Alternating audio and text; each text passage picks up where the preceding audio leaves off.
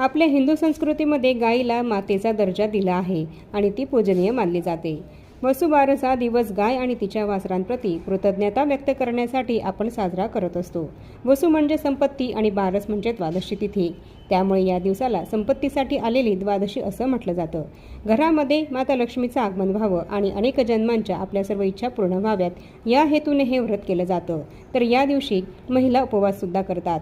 यावेळेस रमा एकादशी आणि वसुबारस एकाच दिवशी आल्यामुळे गायीला कोणता नैवेद्य दाखवायचा आहे, उपवास कसा करायचा आहे, त्याचप्रमाणे गोमातेची पूजा कशी करायची आहे, गोमातेला या दिवशी कोणता नैवेद्य आपण दाखवायचा आहे आणि पूजा करताना कोणत्या मंत्र आपल्याला म्हणायचे आहे, त्याचप्रमाणे कोणत्या शुभ मुहूर्तावर गोमातेची पूजा आपल्याला करायची आहे, याबद्दलची संपूर्ण माहिती तुम्हाला जर हवी असेल तर खाली दिलेल्या त्रिकोणावर क्लिक करा आणि समोर येईल तो व्हिडिओ पूर्ण बघा आणि त्याप्रमाणे तुम्ही सुद्धा गोमातेची पूजा वसुबारस या दिवशी नक्की करा. गोमातेची कृपा तुम्हाला प्राप्त होईल.